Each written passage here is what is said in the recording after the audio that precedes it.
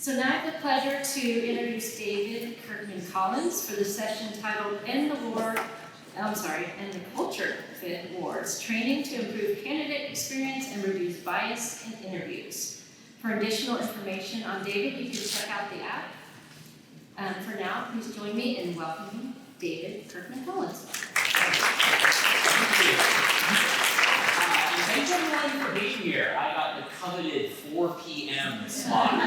So I'm standing between you and alcohol. So I'm trying to keep things moving as much as possible. I'm really excited to see this many people here. I'll give a little bit of an intro in a moment, but today is going to be essentially a little snippet of a training I do. So I've gotten a chance to hear a lot of the talks today. Today, think of it like a workshop. I'm going to be giving you some homework and some things that you can take back to your teams. I will say I'll give you all these slides at the end. I'm going to put a QR code up. You can just automatically get the slides. So you can take photos, but take them of me. Tag me in them. But seriously, you can get all the access, and I'll give you my contact info at the end. So happy to answer more questions. We're going to move pretty quickly today to cover a variety of topics. So my name's Dave. I'm based in the Bay Area. I flew here from California yesterday. My company is called Oak & Reads. I started it 7 years ago. And what we do is interactive training, communication skills training. Interviewer skills is one of our topics that we're going to cover today, but we do a lot of different topics on manager skills, public speaking skills. And the reason I named my business this, Oak & Reads, there's 2 reasons. One is it's the name of an ESOP's fable that I find to be really compelling. Are we familiar with ESOP fables? Stories like the tortoise and the hare, and the Oak and the Reed is one of my favorites. The other reason that's probably even more important is the URL is available. So I decided to grab it, buy that, move on. Does anyone know the story of the Oak and the Reeds? Crickets. Yeah. One of the lesser known ones, probably why the URL is available. It's kind of the ESOP's fables of B-sides. And the 30-second version goes like this. There was a big tall oak tree standing by the side of the river. And the oak tree was talking to some reeds, these kind of tall grasses. And the oak tree had a little bit of an ego. It had a little bit of an attitude. It was saying, look at me. I'm so big and strong. I've got these deep roots, this thick trunk, these huge branches. And you're just a bunch of flimsy reeds. And every time there's a teeny little breeze, you basically fall over and touch the ground. I can't imagine how you survive this long. You're weak. Of course, overnight, things change. A huge storm rolls in. Lots of wind, rain, thunder, lightning, hail, the works. And the storm is so strong, it actually tears the oak tree out from its roots, snaps its trunk in half, and kills it instantly. But the reeds, on the other hand, will survive. Every time there's a huge gust of wind, they blow over. And then when the storm is done, when the morning arrives, they pop right back up the way they started. The moral's pretty clear. It doesn't matter how big and strong you are. It doesn't matter how many years you've been in business or how many billions of dollars you've earned as a company. What matters in the face of change and uncertainty is flexibility. And so this is what I like to bring to my clients. This is what I like to bring to my trainings. And this is hopefully what you can take a little bit of that flexibility in the form of tools and exercises and training back to your teams. This is the slide where you go, ooh and ah, look at all those great logos. But the point is, I've done this training in all sorts of organizations. I've talked to a lot of people today, actually, in technology, in government, in legal, whether you're working with engineers or you're running a team of student athletes. I've taught this to. The point is, what we're going to work on today are skills and techniques for interviewing, regardless of role and regardless of level. Right? So these are pretty much role and level agnostic. So why are we here? We're going to cover a couple things. First, what the title says, right? How do you gather objective evidence of values when interviewing a candidate you've never met? We're going to talk about this difference between interviewing for culture and interviewing for values. And I'll give you some really simple techniques for having those conversations back with your teams. Then we're going to talk about structured interviewing, why it matters, and how the values framework fits into structured interviewing.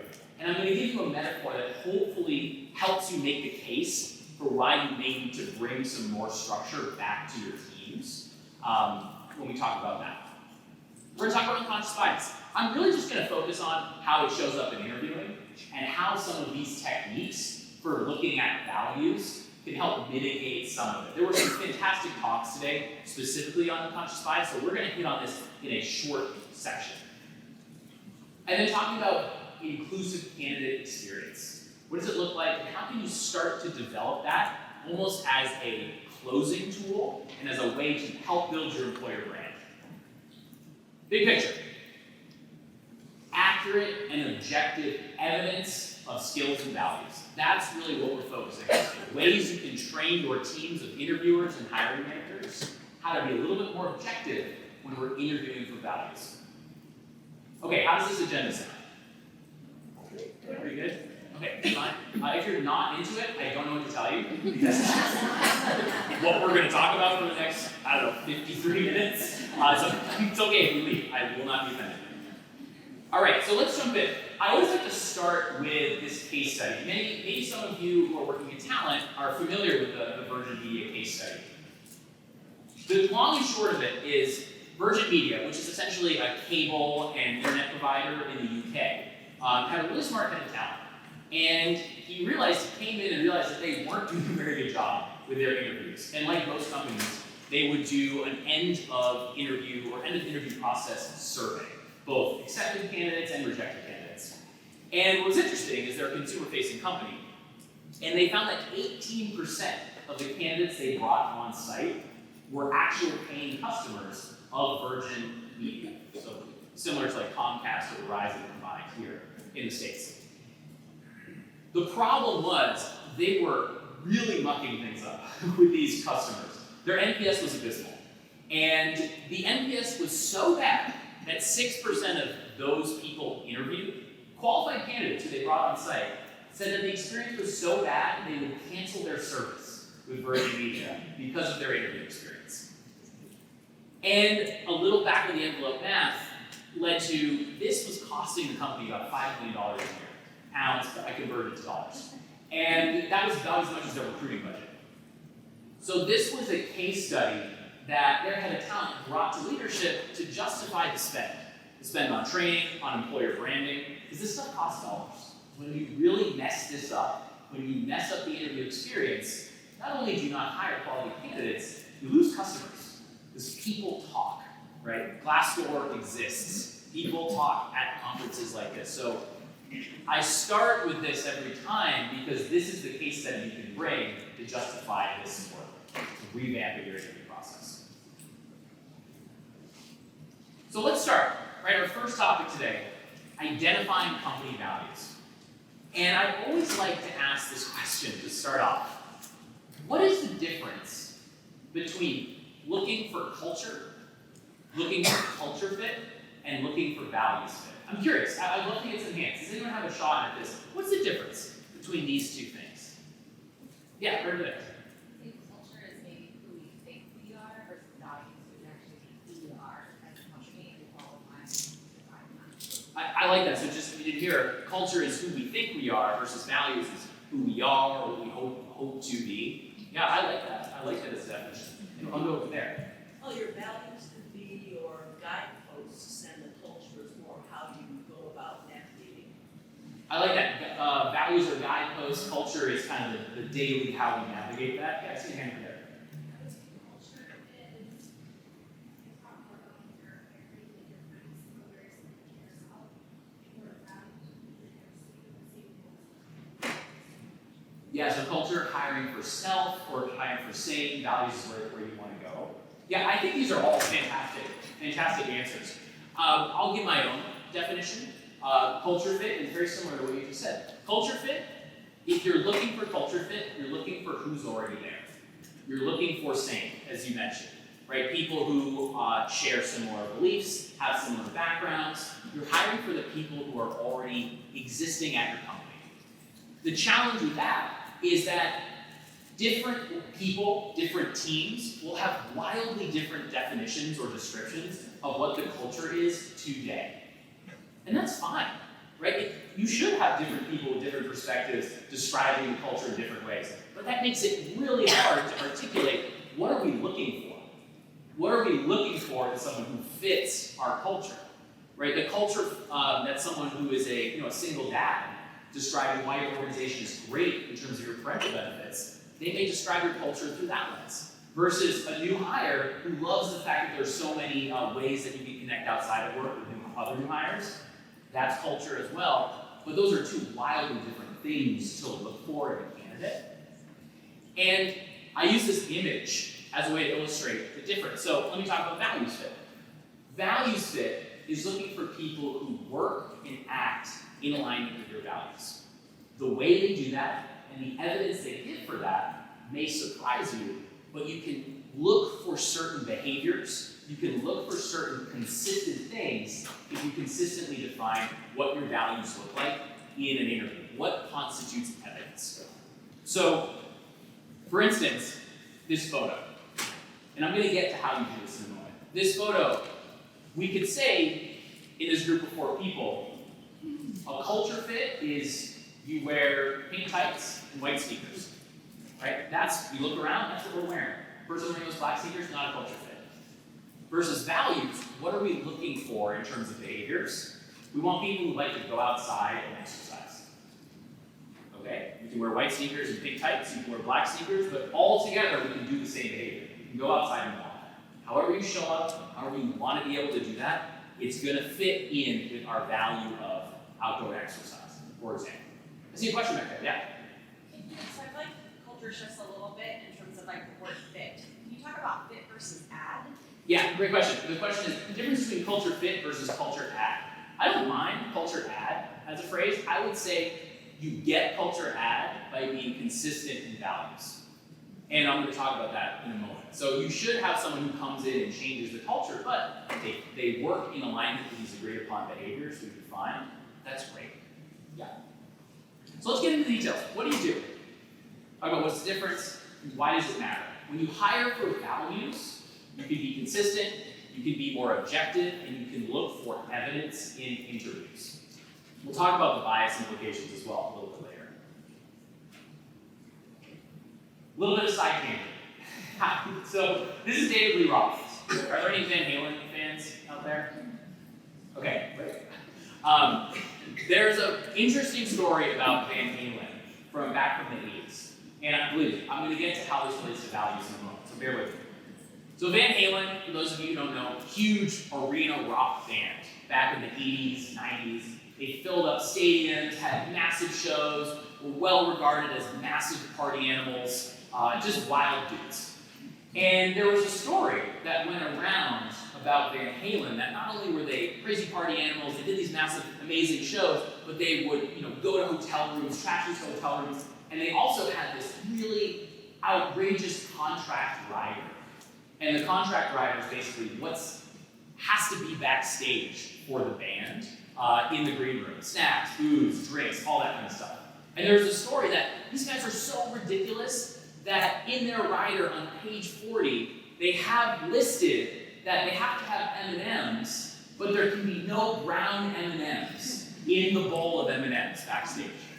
And so this was kind of circulated widely as this example of rock star excess, right? Not only do they have all these things, but they have to have someone pick out the brown M&Ms. What the heck is that about? There's more to it. So David Lee Roth, in an interview, and I'm not going to play that interview because he uses some wildly inappropriate language. So I'm not going to play that at the HR conference. But you can look it up, David Lee Roth, brown M&Ms on YouTube, on your own time. He describes it a little bit differently. See, their show was super advanced, one of the most technologically advanced and dangerous shows touring at the time.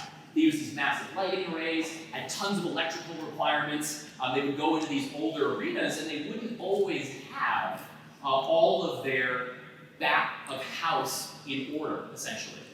So they were running into issues where they'd go to a venue, they'd realize that the venue operator didn't have the requirements that they had listed in their contract. So David Lee Roth wanted to make sure he could figure out if the site had read the contract ahead of time. So what he did was he put this in the rider, this ridiculous, tiny little request in the fine print, so that if he and his bandmates during sound check walked backstage and saw brown M&Ms in the bowl, he knew, not that they weren't taking care of them, but he knew that they didn't read the So what he would then do is instruct all of his roadies to go double check the electrical, double check the structural, because he knew that the venue operator didn't read the fine print. He didn't mind that this story was going around about them being, ridiculous rock stars, because it maintained this as a check on values. This was his interview question. This was how he assessed the values of the stage operator. Do they read the fine print? Are they attentive to details? Maybe some of these things are familiar for your interview experiences, right? Are they someone who will attend to safety and value that stuff? This was an objective thing you could look for. He wasn't just going off the feel or how the person presented themselves. This was a way to measure that. The question to ask yourself is, what is the evidence you are looking for a candidate's values? Not their attitude, not their vibe, not their fit with your culture, but an actual behavior that will illustrate that they will work or act or speak or behave in alignment with your values. So what's your brown M&M? This is the question I start with clients. Here's an example. Lyft is one of my favorite clients. I love all my clients, but Lyft, I help them design all of their interviewer skills training from the ground up. We've been working together for years. And they do a fantastic job with defining and living their values. So with their permission, I'm sharing some of the work we did together. So here's how you can start to develop what's that brown M&M for your organization. Their first value is be yourself. What does that look like? What's the high-level version of that? Live authentically, trust your voice, you belong here. Simple, helpful, aspirational, hard to interview for. Right? What does that actually sound like or look like? So we went a level deeper. What are you actually listening for in an interview? What can a hiring manager or a panelist actually pull out of answers to behavioral questions that's a little more objective? So what do we talk about? They can self-reflect. They have a good understanding of who they are. They can list strengths, they can list weaknesses. And the questions that elicit that don't have to be complicated. You can ask them, hey, tell me a little bit. Have you done some self-reflection? What are some of your areas of growth? And what are some of your strengths? It's not a hard question, right? Give them an opportunity to give you that evidence in a clear and simple way. Also, they can articulate a moment when they specifically value diversity of thought, when differing opinions help them move forward in the project. Right? So it's a really simple version of they created a space for other people to be themselves. Give me an example of that. So that's what we're looking for as evidence. It's also important to talk about what does this not sound like?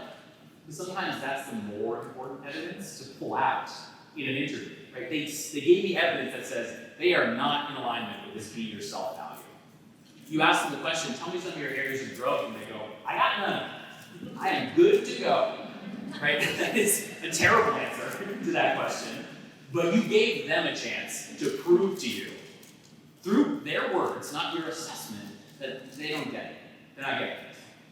Doesn't mean you're not going to hire them, but this is a point against them in this area. Or they can't give an example of how they've elicited differing opinions or helped others from different backgrounds be successful in a role. Right? They just can't do it. You asked them and they got nothing. That's not great. Another version, the second value. And again, I'm going to challenge you to think about your company values as we're doing this. Have you done an exercise like this? Could you do an exercise like this with your teams? Make it happen is a classic value. It's the kind of, it used to be, get shit done, right? But you can't swear the values you're trying to act, right? So they kind of clean that up. Who here at their organization has some version of make it happen as a value? Right? Get it done, right? Do the thing, make a little mess, right? It comes in different versions.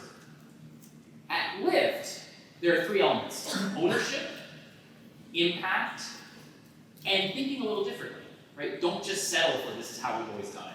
What does it look at like? What are we listening for? They take ownership. They can talk about a time when maybe a project screwed up and they owned it. They talk about team wins in the way they talk about projects as opposed to just individual wins. They can articulate the differences. And they can articulate a time they took a calculated risk, how they thought about that risk, what came about that in their thought process. Right? They're able to express the way they thought about risk and not just barreling through and getting stuff done with no consequences. Probably my favorite part of this are the red flags. A brilliant jerk. Who knows what I'm talking about? That person, right? We all know who that person is. I always like to say, we're talking about values, but it's important not to make value judgments on all of the values. Because, if we're being honest, there are some organizations, and maybe we work in them right now, where hiring brilliant jerks is what we do, right? That's rewarded. And in those organizations, sometimes they do great, right? Sometimes they just do so well, they make Apple TV shows about those organizations. And so it's important to be honest that if we are going to look for people where it doesn't matter, right? If this person is the smartest person in the world, the most talented person in the world, it doesn't matter if they steamroll people. Let's be honest, right? Let's be clear about that so we can at least have some discussion when the debrief comes around and there's a little bit of a differing opinion, right? That's where culture fit meets values fit, or values act. And then some other ones there, like reckless risk-taking, or they just don't care about risk. They love how things are. They don't want to push forward, right? Different versions of those red flags. It's really worthwhile to build this rubric with your teams. Because if you don't have this written down, you can't call someone out if they are talking in a way that aligns with culture fit, they're using vague language, or potentially bordering on using language that makes it clear that some of their unconscious biases are sneaking into this evaluation. You gotta have a rubric ahead of time so that you can call out, I'm not sure where on our values evidence that feedback fits in, have a conversation. Maybe they just didn't describe it well, or maybe it's not good evidence. Either way, you gotta write it down. Moving on from values, if you write that rubric down, again, that's not an easy process, but it is an important one. We can talk a little bit about how tackling bias shows up when we're looking at values. So when we talk about bias in interviewing, it's pretty simple. There's a lot of different ways unconscious bias shows up in the broader world. In interviewing, I like to describe it like this. Shortcuts our brain uses to make decisions. Unconscious bias shows up all the time in interviews because they're hard. It's a difficult thing to listen to someone and gather evidence, so we take shortcuts. We use little indicators rather than evidence. And what ends up happening is in an interview, we don't have all the time we need to fully evaluate someone, which is normal. Right? You're not going to learn everything there is to know about someone in 30 minutes or an hour. So we take shortcuts. We have gaps in our understanding, and those gaps get filled in with our assumptions, with our biases. And the challenge here is to fill in those gaps with evidence by asking follow-up questions and by knowing what actually constitutes evidence so there aren't as many gaps or assumptions. The other thing that ends up happening is we fill in those gaps based on our past experiences. This person has an indicator or shares a trait with our old boss. Our old boss had certain characteristics, therefore we're going to apply those characteristics to the person in front of us. Through no fault on our own, we're just filling those gaps with our experiences.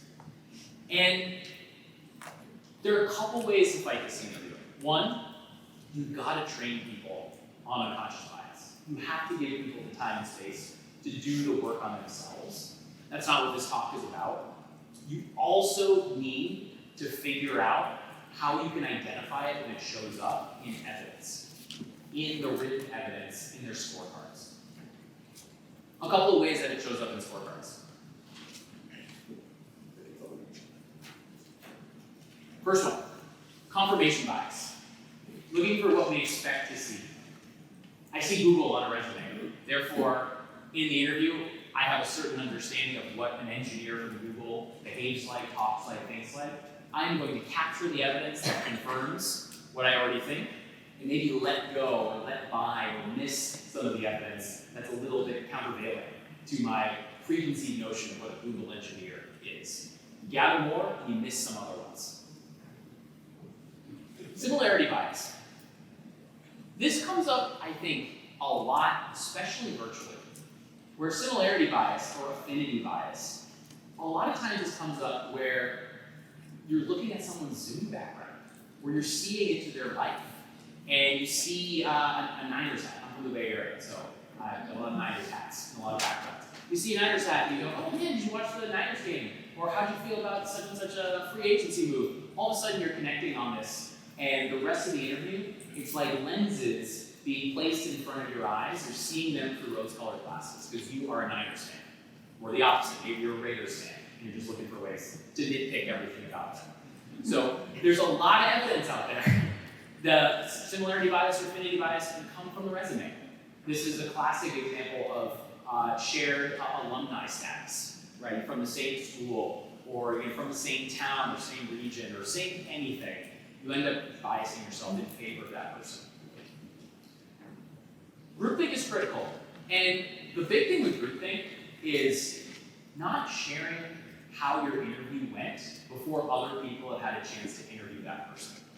This is why I'm such a stickler when I go into training about written scorecards. Fill out the written scorecard in the next 15 minutes after the interview so that your assessments are yours and yours alone. Because so often people will get into a debrief, a live debrief, and they'll allow other people's opinions to morph their own. They'll question what they thought. So without that written scorecard, it can be very tricky. So trying to avoid getting on Slack right after you've interviewed someone and talking to the next person and saying, ooh, good luck with that one, right? That's influencing the next person through groupthink.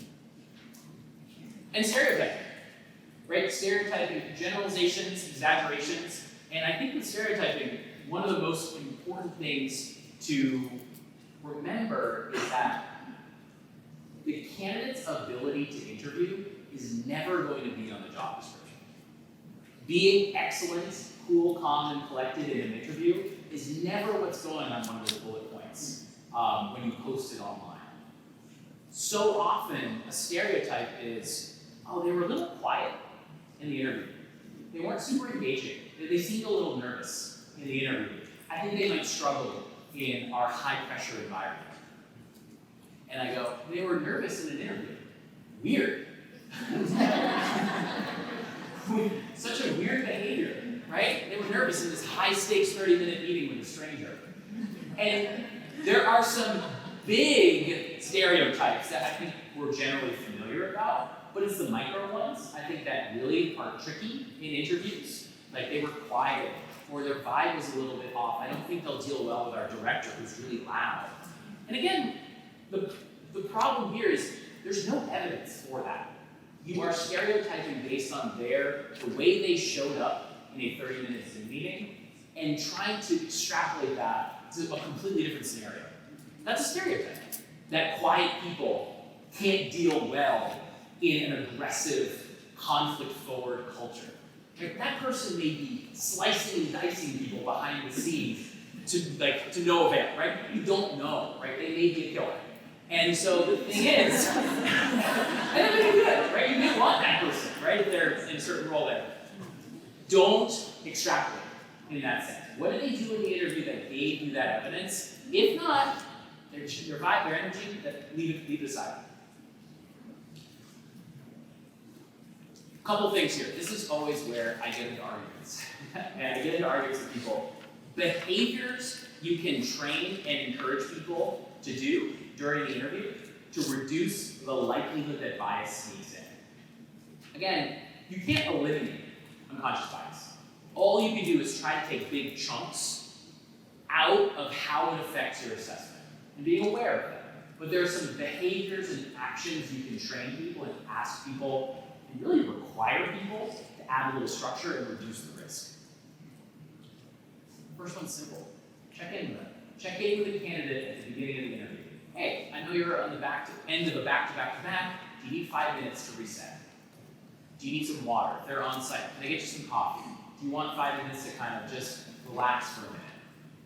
It is not unfair to give one person coffee and another candidate 7 minutes in a quiet room. Right? What you're trying to do is give people the best shot to do really well in in a very difficult scenario. So ask them what they need, right? Can I get you anything? Here are some things I can do. Do you need to run to the restroom? Like, you tell me at the beginning, I want to get you in a good place. Because you want, essentially the idea is everyone to be in a position to do their best. And what that position is going to differ depending on the person. Really simple, we forget about this all the time. We're rushing in 3 minutes late, we're trying to scramble to start the interview, and you miss the fact that this person is exhausted, right? They need 5 minutes. This is where I get into arguments. Please do not start the interview with 5 minutes about how their weekend was. Or about what did you do last night? Or hey, did you watch the game? I'm a sports fan, so sports are like coming up.